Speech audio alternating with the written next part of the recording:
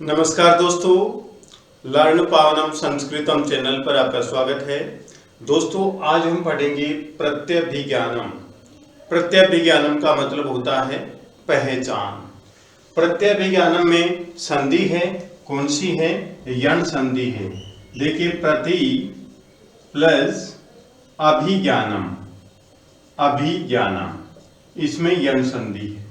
प्रत्यभिज्ञानम यण संधि है। प्रत्यभिज्ञानम का मतलब होता है पहचान। अब देखिए, आगे जानते हैं भट है। भट का मतलब होता है सैनिक।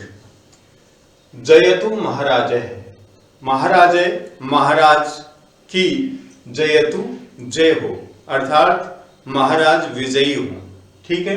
यहां पर जो जयतु है, लोट लकार प्रथम पुरुष एक वचन है। जयतु जयताम जयंतु, जय जयतम जयत, जयानी जयावे जयान, इस प्रकार से इसके रूप चलते हैं।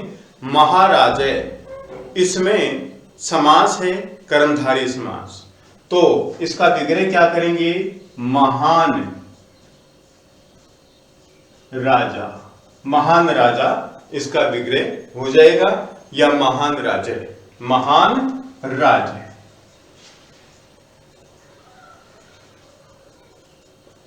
ठीक है। नेक्स्ट, राजा कह रहा है अपूर्व है। अपूर्व का मतलब होता है अनोखा, अद्भुत।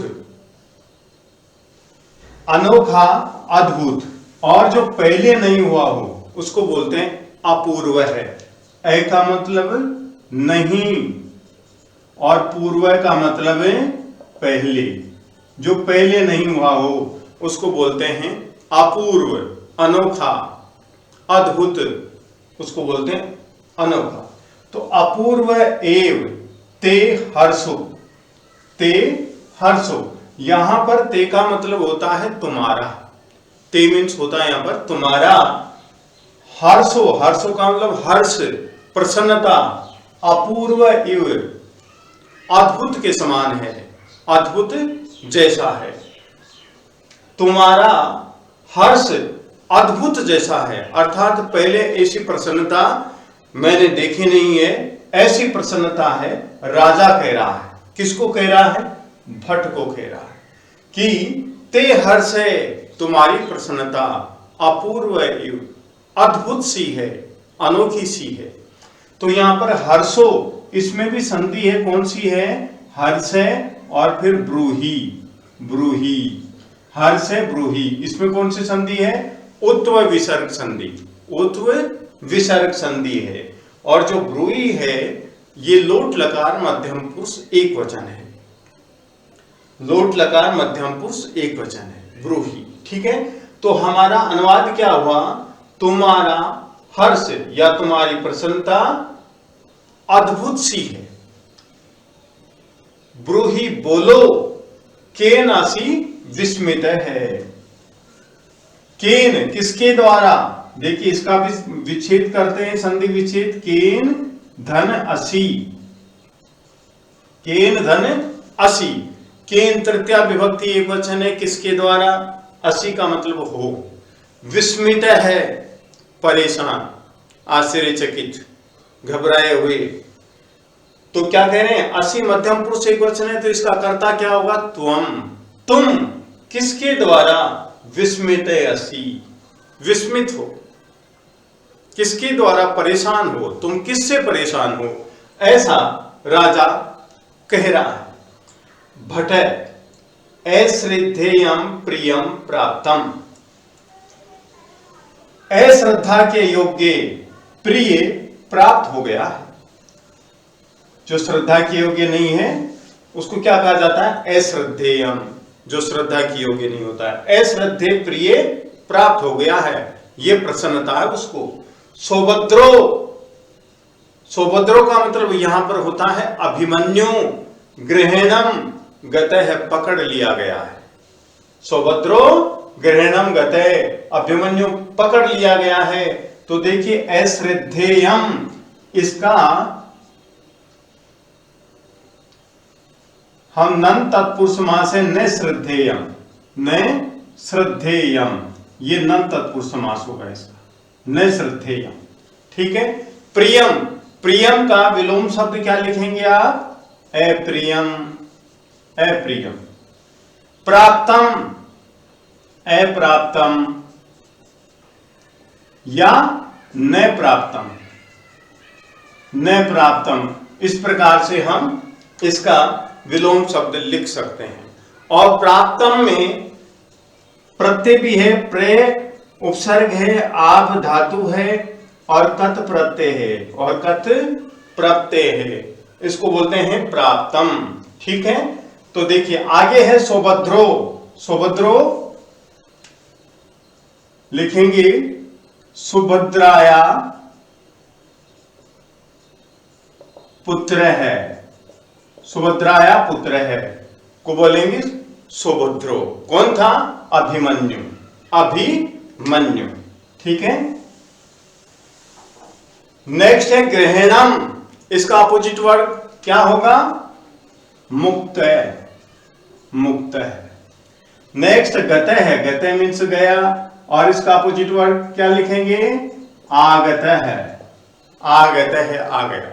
इसका विलोम शब्द गतः का आगत है।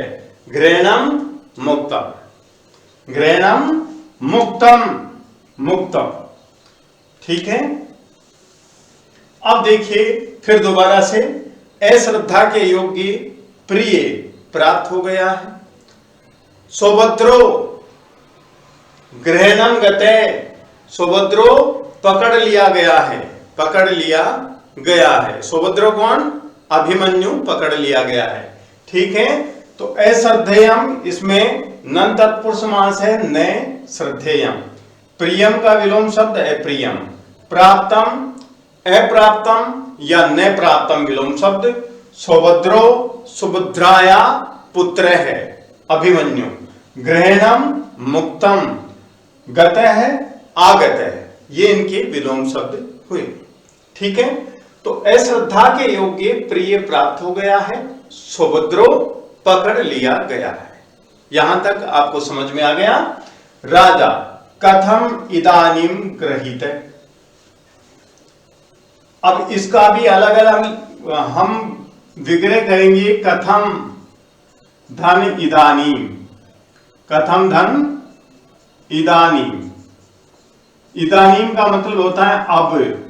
इदानीम अव्यय है साथियों, क्या है? इदानीम अव्यय है, और कथम भी क्या है? अव्यय है। तो कैसे? कथम का मतलब कैसे, इदानीम मीन्स कैसे। तो अर्थ क्या हुआ? कथम कैसे, इदानीम अब गृहीत है, पकड़ लिया गया है। अब कैसे पकड़ लिया गया है? अब गृहीता का अपोजिट क्या लिखेंगे? मुक्त है। गृहीत का अपोजिट क्या लिखेंगे? मुक्त है। और गृहीत में कौन सा प्रत्यय है? कत प्रत्यय है। गृहीत में कत प्रत्यय है, इस प्रकार से गृह धातु है प्लस कत प्रत्यय है। ठीक है। तो अब कैसे गृहीत पकड़ लिया गया है? अब कैसे पकड़ लिया गया है? भट सैनिक रथम आसाद्य निशंकम बाहुव्याम अवतारित है। रथम रथ के आसाद्य पास जाकर के, इसका भी संधि विच्छेद करते हैं। रथम धन आसाद्य, आसाध्य रथ के आसाध्य पास जाकर के, पास जाकर के। निसंकम निसंकोच, बिना किसी संकोच के।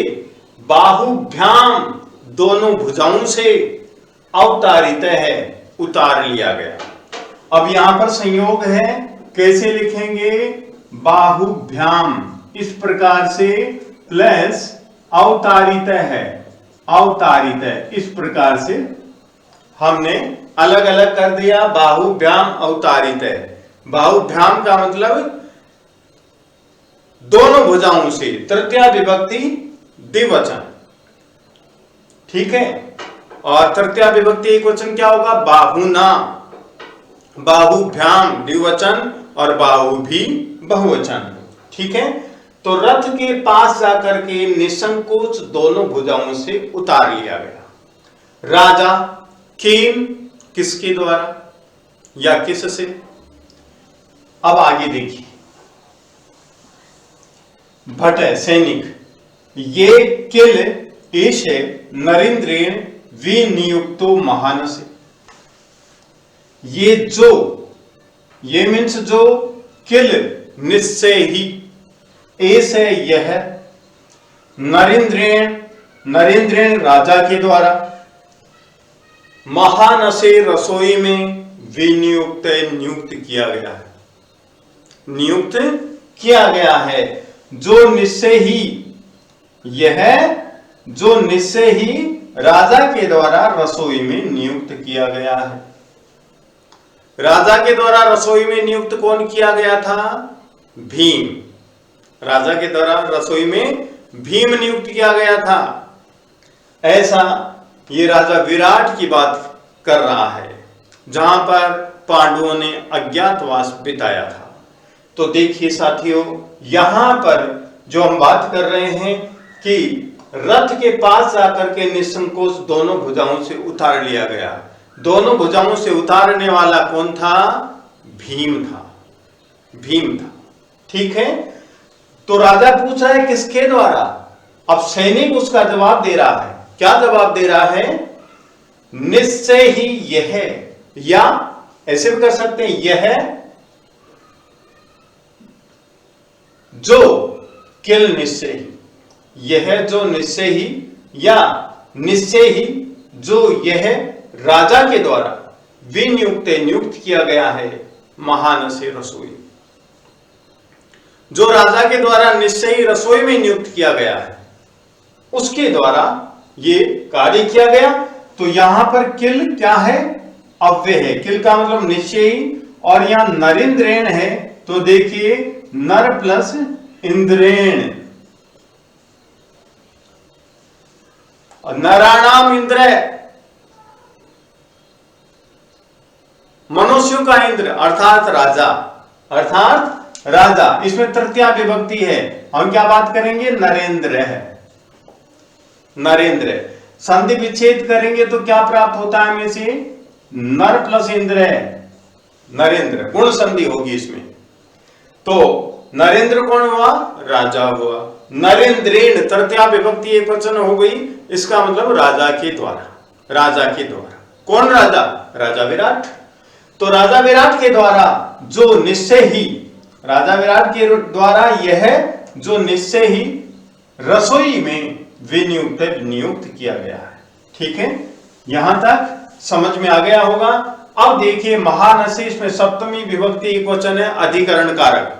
सप्तमी विभक्ति एक वचन अधिकरण कारक है। तो अधिकरण कारक का चिन्ह क्या होता है? में पर, में पर चिन्ह होता है।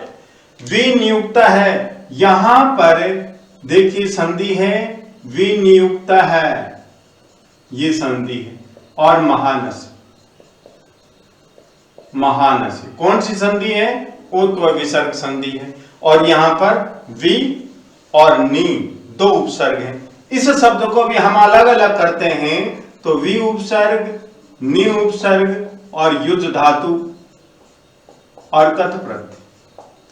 ये लो, विनियुक्त है, ये शब्द भी अलग अलग हो गया। वि उपसर्ग, नि उपसर्ग, युज धातु और कथ प्रत्यय। ठीक है, अब आगे की लाइन देखेंगे। अभिमन्यु उद्देश्य, अभिमन्यु की ओर संकेत करके इत इत कुमार, इधर से कुमार, इधर से कुमार। ठीक है, अभिमन्यु भो अरे। अब देखिए खलवे से इसकी संधि विच्छेद करते हैं, खलु प्लस ईसे, इसमें यन संधि। खलु का मतलब निश्चय ही, ईसे मीन्स यह, ऐसे मीन्स यह। ये क्या है? अव्यय है। क्या है? अव्यय है। यहां पर भी संधि विच्छेद हो गया, के धन नु, ये संधि विच्छेद हो गया। ठीक है, तो अरे यह, ऐसे मीन्स यह, खलो निश्चय ही। ये निश्चय ही कै कौन, ये निश्चय ही कौन है, भो अरे ईसे ये है, खलु निश्चय ही कैन कौन है। ये जिसके द्वारा, अब आगे देखिए और इसका संधि विच्छेद करेंगे, इसका संधि विच्छेद करेंगे तो पता हो जाएगा भुजा एक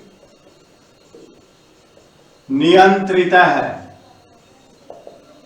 प्लस बल प्लस अधिकीर्ण और प्लस अपी, ये संधि विच्छेद हो गई। ध्यान से देखिए, यहां पर भी प्लस, भुजा एक नियंत्रित हो, भुजा प्लस एक नियंत्रित है, ठीक है।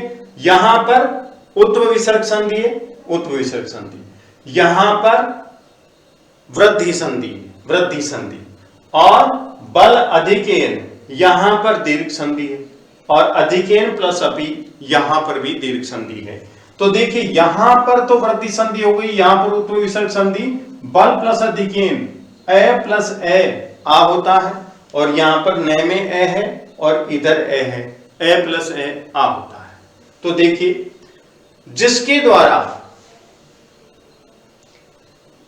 भुजा एक नियंत्रित है, एक भुजा से नियंत्रित, बल अधिकेन बल की अधिकता से भी, बल की अधिकता से भी न पीड़ित अस्मि, नहीं पीड़ित हूं, अर्थात नहीं पीड़ित हुआ हूं। ये कौन कह रहा है? अभिमन्यु कह रहा है। फिर दोबारा से देखेंगे, यह निश्चय ही कौन है, जिसकी एक भुजा से पकड़ लेने पर भी बल की अधिकता से न पीड़ित अस्मि, मैं पीड़ित नहीं हुआ, ऐसा अभिमन्यु कह रहा है। और ये कौन है? तो ये कौन था? भीम। भीम ने अभिमन्यु को एक भुजा से पकड़ करके उतार लिया। तो अभिमन्यु कहता है कि ये कौन है जिसकी एक भुजा के द्वारा, जिसकी एक भुजा से बल की अधिकता से भी मैं पीड़ित नहीं हुआ हूं, जिसकी एक भुजा में भी इतना बल था कि उसकी बल की अधिकता से भी मैं पीड़ित नहीं हुआ हूं। ये जिसके द्वारा एक भुजा से पकड़े जाने पर भी बल की अधिकता से भी न पीड़ित अस्मि, मैं पीड़ित नहीं हुआ, ऐसा अभिमन्यु कह रहा है। तो साथियों ये कौन था? भीमसेन था। ठीक है, तो विद्वान साथियों अब इसके जो प्रश्न और उत्तर हैं नेक्स्ट वीडियो में हम जानेंगे। यदि आपको ये वीडियो पसंद आया तो आप लाइक कीजिए, शेयर कीजिए, कमेंट कीजिए, सब्सक्राइब कीजिए। धन्यवाद।